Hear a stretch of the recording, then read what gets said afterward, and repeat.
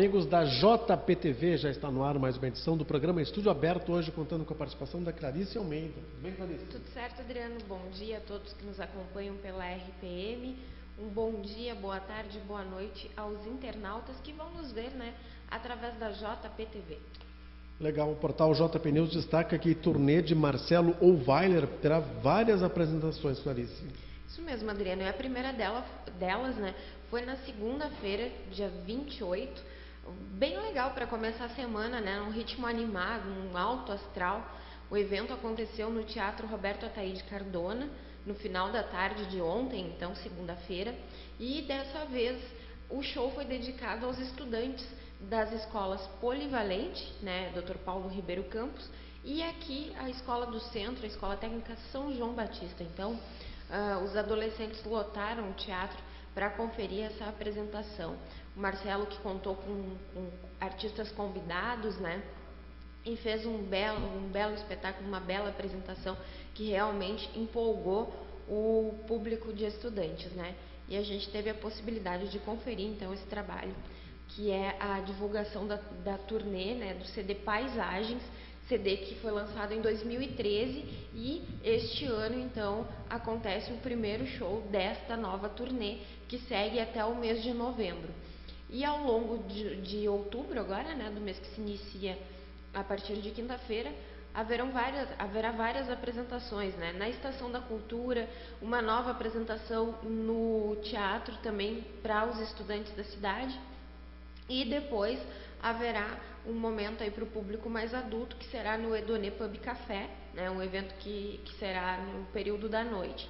Então a gente traz os horários direitinho no nosso site, pessoal que queira dar uma conferida, queira colocar na agenda, basta acessar o nosso portal e conferir ali a agenda de shows do Marcelo para os próximos 2 meses agora aqui em Montenegro. Legal, Clarice. Olha só, é neste sábado a segunda edição do Expo Liga Comics.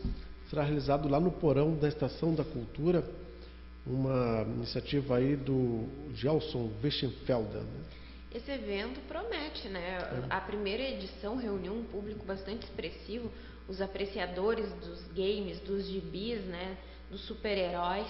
E eu estive no primeiro evento e foi bem legal porque os pais levam os filhos, Então é um misto de gerações, ambos com o mesmo gosto, por esse tipo de cultura, É uma cultura, e então tem toda aquela curiosidade, todo aquele envolvimento, Os pais contando histórias para os filhos, falando de como era na sua época de infância, quais os personagens que eles colecionavam, quais os gibis que eles já leram, Então realmente é um momento bem legal e voltado para a família, não só para o público jovem, Então toda a família pode participar, pode conferir.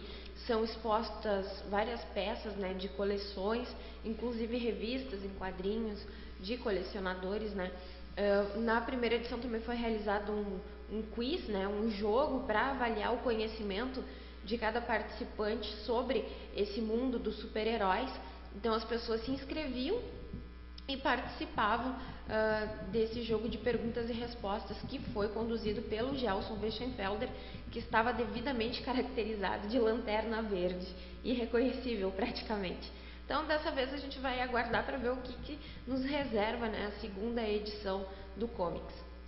Legal, eu lembro que esse evento ele aconteceu de uma forma mais secundária dentro de um outro evento no ano passado, lembra, Clarice? Na verdade não foi nem o ano passado, se eu não me engano foi em março deste ano, Havia realmente algumas atividades acontecendo na Estação da Cultura e ele acabou se somando, a essas demais atividades. Eu não estou lembrada também, mas eu lembro que eram mais outros 2 eventos que aconteciam.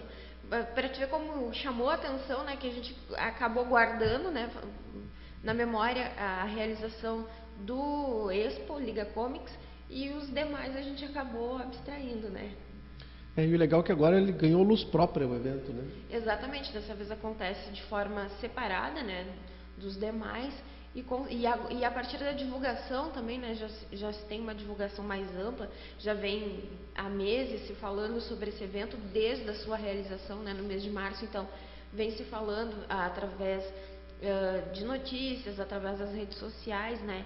Então é bem possível que realmente que o porão vai ser pequeno para abrigar esse evento nessa edição. Legal, olha só, o presidente da Câmara, Márcio Miguel Miller, está destacando a colaboração do Legislativo para os projetos do Executivo. Isso é uma novidade que surgiu nesses últimos anos, né? Ou meses. A gente pode até dizer que nesses últimos meses, porque segundo Márcio Miller, havia uma grande dificuldade de se conversar com o governo Azeredo, né? Não havia entendimento. A Câmara, por algumas vezes, sinalizou o desejo de colaborar, de passar recursos do orçamento que não seriam utilizados, né, para que o Executivo pudesse dar andamento a alguns projetos. Mas, por sua vez, o prefeito Azeredo, então, não estava aceitando esses recursos. Situação essa que mudou agora com o governo Aldana, né? O Márcio Miller, inclusive, listou diversos projetos ali que o Executivo está dando andamento graças a essa ajuda, digamos assim, da Câmara de Vereadores, entre eles o projeto da biblioteca, ao qual a Câmara está repassando 400 mil reais, a obra de pavimentação de um trecho de 1 quilômetro lá da estrada de Santos Reis, ao curso do magistério, né, a implementação do curso de magistério na escola, no Instituto de Educação São José. Enfim, além disso, outros projetos também de menor proporção, como a substituição dos abrigos das paradas de ônibus, né? Então, é uma série de projetos que a Câmara está auxiliando a Prefeitura a desenvolver a partir desse repasse financeiro que foi aceito, né, pelo Executivo. O Márcio Miller diz que, por enquanto, existe um diálogo razoável, né, entre Executivo e Legislativo, e que isso está dando certo. E que isso se reverte, né, para o bem da comunidade, que terá diversas obras, né, implementadas a partir dessa união aí de Executivo e Legislativo. Estou vendo uma notícia curiosa aqui no portal JP News. Raio atinge central telefônica da Câmara de Vereadores. Em função disso, nesses últimos dias, segunda e terça-feira principalmente, a Câmara está ou esteve, né, para quem está vendo a gente gravado posteriormente, sem linha telefônica, e a assessoria de imprensa sugere que as pessoas entrem em contato pelo e-mail. Isso que aconteceu, né, de forma isolada na Câmara de Vereadores, compromete o trabalho, né, a comunicação do Legislativo com a comunidade e vice-versa, né, mais da comunidade com o Legislativo. Só que esse problema que aconteceu, como eu falei, de forma isolada lá na Câmara, é um problema que a gente observa muito que acontece nas linhas telefônicas, né, da Prefeitura Municipal e também no sistema de internet, né. Muitas vezes, não relacionado a raios, né, mas a algum outro problema que a gente desconhece, a gente tenta contato com a Prefeitura e as linhas estão com problema, a gente acaba não tendo esse contato. Muitas vezes precisa ir lá na Prefeitura, né? A moda antiga, precisa se deslocar de um ponto até outro para conseguir essa comunicação. E por e-mails também, né? A gente já por várias vezes teve problemas deles não estarem com internet, né? Então haver essa falha de comunicação, para ver o quanto a tecnologia nos ajuda e muitas vezes nos atrapalha também, né? Porque sem ela a gente acaba ficando isolado do mundo, né? E tendo que buscar essa comunicação à moda antiga. Legal, Clarice. Mais notícias aqui do nosso portal JP News. A Prefeitura Municipal de Montenegro notificou a Corsã para fechamento de buracos nas ruas da cidade. Isso mesmo, Adriano. Conforme o prefeito, né, o Luiz Américo Alves Aldana, não é possível mais conviver com a buraqueira que está aqui na cidade, né? E ele diz que a prefeitura tomará as providências para providenciar os reparos necessários para os buracos que competirem à prefeitura, mas que a Corsã também deve fazer a sua parte, né? Deve tapar os buracos que são ocasionados em função de obras da mesma, né? Então, para isso, na manhã de ontem, segundo o prefeito, foi lavrado uma ação, né, jurídica, judicial, para que a Corsã providenciasse o tapamento desses buracos aí no prazo de 24 horas.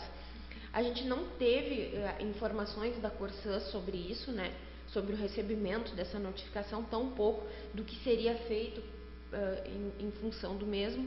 Eu enviei alguns e-mails, tentei contato hoje pela manhã por telefone com o gerente, mas ele não estava. Então esse retorno ficou para nos ser dado hoje à tarde. A gente vai atrás para ver o que vai ser feito, se é possível reparar esses buracos todos que a gente observa aí num período tão curto, né, num prazo de 24 horas. Mas pelo que a gente está vendo, algumas coisas já estão sendo feitas.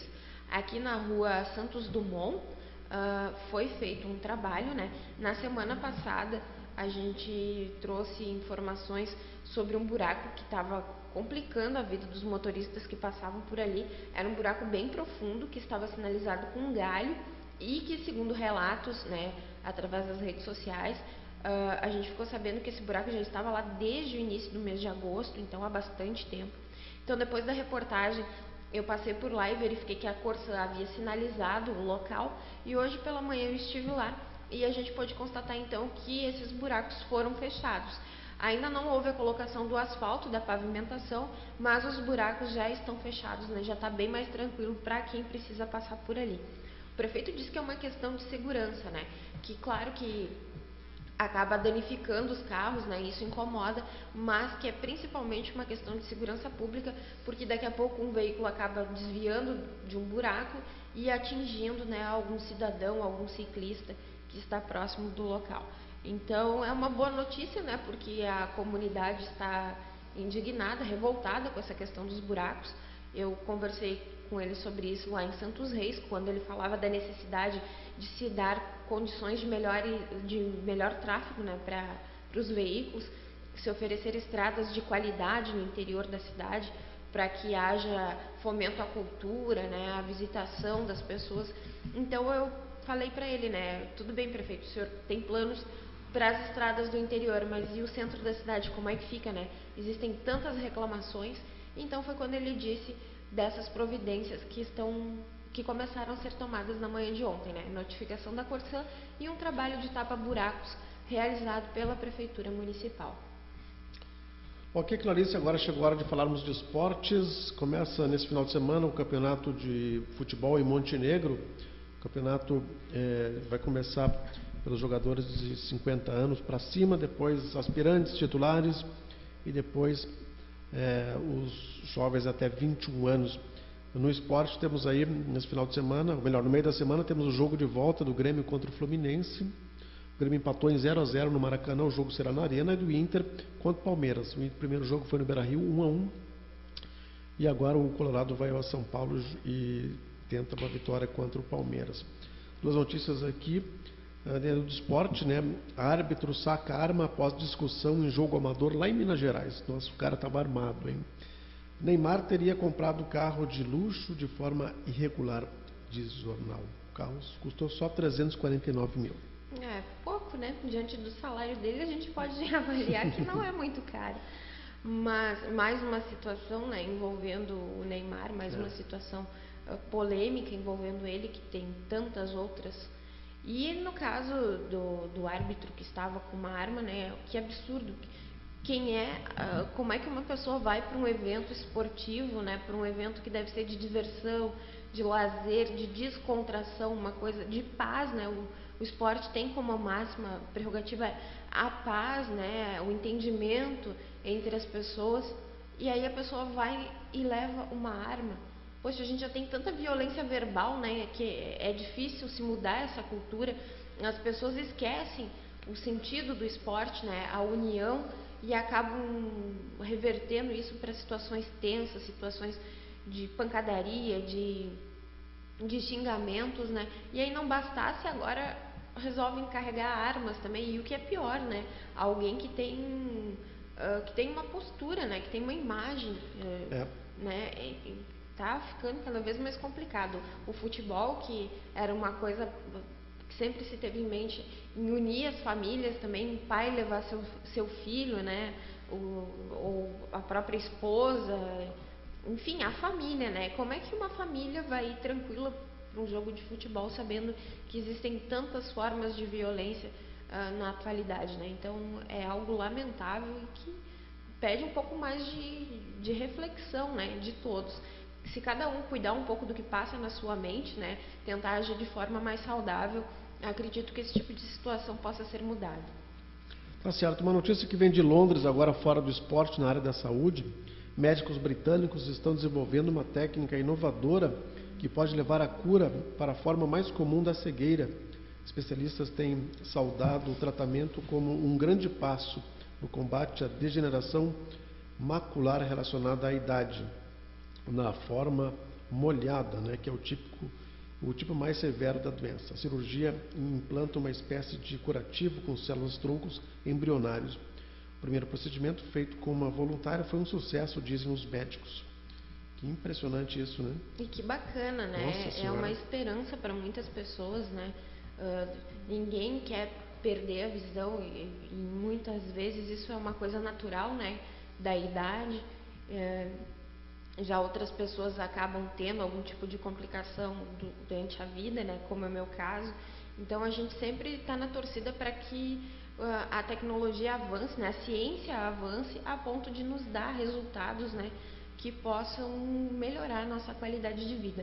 E falando ainda nesse aspecto, Adriano, hoje pela manhã a gente recebeu aqui um cidadão que nos falou a respeito de um projeto que vem sendo desenvolvido aqui em Montenegro, voltado para os deficientes auditivos. Então foi realizado um levantamento, né, com base em dados do IBGE, para identificar o número de pessoas com deficiências auditivas aqui em Montenegro, e parece que são cerca de 100 pessoas, mas até o momento esse grupo conseguiu, esse grupo de voluntários, né, que está ministrando o curso de Libras para os deficientes auditivos, conseguiu localizar 50 pessoas com esse tipo de deficiência. Porque é complicado localizar essas pessoas, porque como é que acontece essa busca, né, pelo cidadão com deficiência? Eles batem de porta em porta.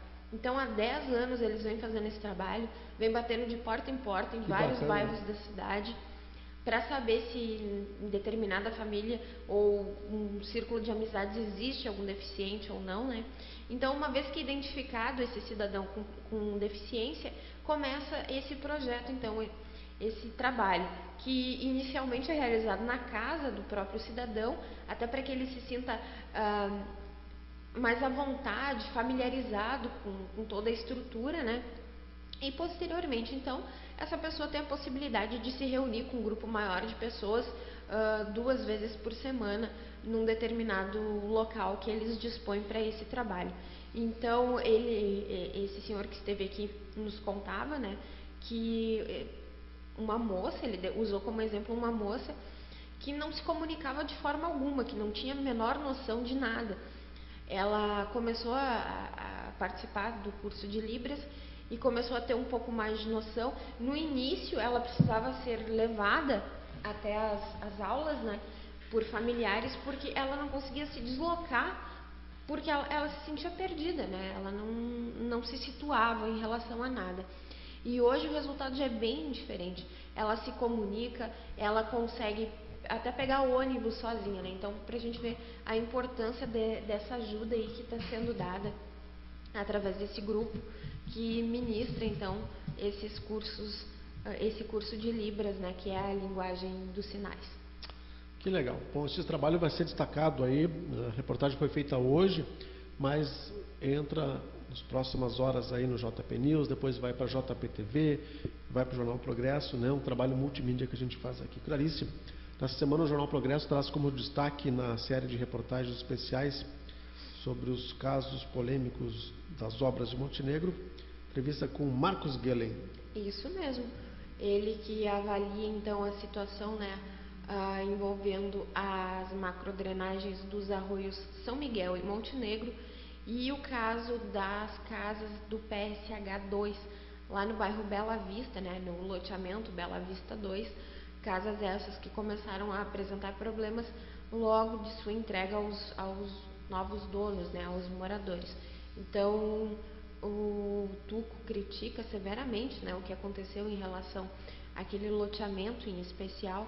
Ele diz que as famílias foram retiradas de suas comunidades e foram jogadas lá no PSH sem ter um acompanhamento social.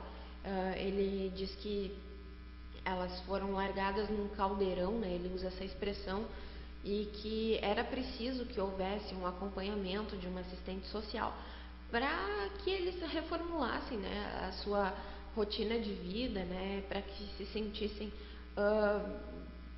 mais integrados com a sua nova realidade. Mas não foi isso que aconteceu. Essas pessoas acabaram levando os seus costumes antigos, né, para essas casas, entre eles o de deixar lixo, né, jogado no pátio. Muitos deles são recicladores, então para eles isso é uma coisa normal, mas o que acaba colocando em risco a própria saúde, né, porque a gente sabe que onde existe lixo existe a proliferação de insetos, né, enfim. Então toda uma cultura poderia ter sido mudada se houvesse esse trabalho social, segundo o vereador Tuco.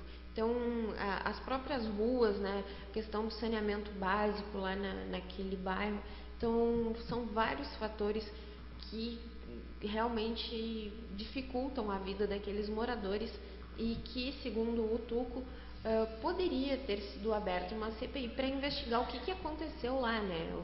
Por que as coisas tiveram o desfecho que teve, né? Por que não se teve um bom resultado? Por que essas famílias não estão num bom local? Então, a reportagem completa, sexta-feira, no Jornal Progresso. Clarice, ficamos por aqui com o nosso estúdio aberto. Valeu pela presença. Até mais. Voltamos amanhã. Até mais, pessoal.